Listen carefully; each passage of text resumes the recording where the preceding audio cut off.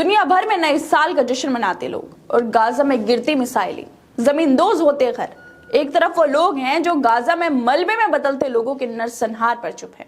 तो वहीं कुछ लोग ऐसे भी हैं जो नए साल पर इजराइल के नरसंहार के खिलाफ आवाज उठा रहे हैं, गाजा के बहन भाइयों को याद कर रहे हैं। कितना अफसोस होता है ना ये सुनकर कि फिलिस्तीन में अब तक नेतन्याहू और उनकी सेना ने 21,000 से ज्यादा लोगों को मार दिया है, लेकिन खुद को सुपर पावर कहने वाले देश ऐसे खामोश हैं जैसे कुछ हुआ ही ना हो, बल्कि इजराइल के साथ दे रहे हैं, नरसंहार में उसके साथ खड़े हैं। लेकिन वहीं अभी कुछ लोग ऐसे भी बाकी हैं जो गाजा के बच्चों को याद कर रहे हैं, नए साल पर लोगों से अपील कर रहे हैं कि नए साल पर गाजा में इजराइल के नरसंहार को याद करें, गाजा में रोते बिलखते बच्चों को याद करें, अपनों को खोते लोगों को याद रखें और याद रखें उन माओं को जो अपने मासूम बच्चों की लाशों को अपने सीने से लगाए बैठी हैं। लेकिन इसी बीच कांग्रेस की नेता प्रियंका गांधी का भी एक ट्वीट खूब वायरल हो रहा है, जिसमें वो वर्ल्ड लीडर्स को फटकार लगा रही हैं। सत्ता के लालच की वजह से गाजा के लोगों को नजरअंदाज किया जा रहा है। वो ये बता रही हैं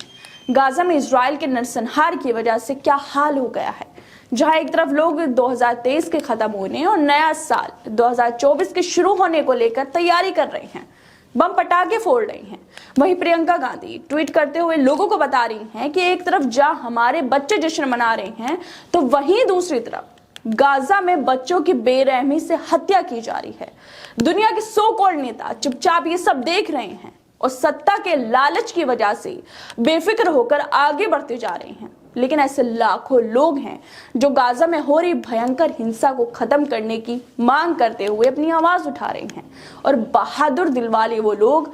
हमारे लिए नए कल की आशा लेकर आए हैं। हमें उनमें से एक बनना चाहिए। जैसे कि हम एक नए साल की शुरुआत का जश्न मनाते हैं और एक दूसरे को ढेर सारी शुभकामनाएं देते हैं, ठीक इसी तरह हम गाजा में अपने भाई बहनों को याद करें जो अपने जीवन पर, सम्मान और स्वतंत्रता के अधिकार पर सबसे अन्यायपूर्ण और सबसे अमानवीय हमले का सामना कर रहे हैं। एक तरफ वो लोग हैं जो नए साल पर पटाखे फोड़ रहे हैं, आसमान पटाखों की रोशनी से जगमगा रहा है, हर तरफ लाइटें लगी हैं। वहीं गाजा में इजराइल की मिसाइलें गिर रही हैं, हर तरफ बमों की गिरने की आवाजें आ रही हैं। कितना लोगों को अपने घरों को छोड़ने पर मजबूर किया जा रहा है, कितने लोग भूख से तड़प रहे हैं, कैंपों में रह रहे हैं, ठंड में ठिठुर रहे हैं। लेकिन दुनिया के लोग, खुद को सुपर पावर कहने वाले लोग इतने संगदिल हो गए हैं कि उन्हें कुछ भी नहीं नजर आ रहा है, बल्कि गाजा को छोड़कर नए साल का जश्न मना रहे हैं।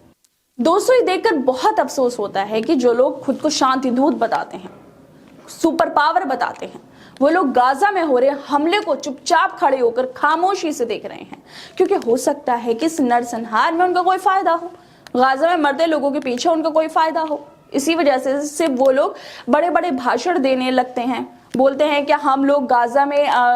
मदद पहुंचाएंगे। लेकिन सच ये है कि वो लोग इजराइल के साथ खड़े हैं। बल्कि सबसे ज्यादा अफसोस तो ये इस बात को देखकर होता है कि कुछ देश फिलिस्तीन के साथ खड़े होने का ढोंग कर रहे हैं और मदद इजराइल को पहुंचा रहे हैं, साथ इजराइल के साथ खड़े हैं और उसके जो नरसंहार इजराइल कर रहा है उसके साथ खड़े हैं। लेकिन प्रियंका गांधी हमेशा से ही इजराइल हमास के बीच चल रहे युद्ध को लेकर बोलती रही हैं और गाजा पे हो रहे हमले को लेकर वो लगातार युद्ध विराम की भी बात करती आई हैं। लेकिन फिर एक बार उन्होंने नए साल के मौके पर उन लोगों को जगाने का काम किया है जो नरसंहार पर खामोश हैं। इसके साथ ही उन्होंने अपने ट्विटर हैंडल पर एक वीडियो भी शेयर किया, जिसमें एक तरफ लोग न्यू ईयर का जश्न मनाते हुए आतिशबाजी कर रहे हैं, तो वहीं दूसरी तरफ गाजा में खंडहर और धमाकों को दिखाया गया है। खैर दोस्तों, आप लोगों को क्या लगता है कि दुनिया के बड़े लीडर्स का पाखंडी पना नहीं है तो और क्या है कि जहां गाजा में लोग भूख से तड़प रहे हैं, उनके पास रहने को मकान नहीं है, लगातार बम बरसाए जा रहे हैं, मिसाइलें बरसाई जा रही हैं,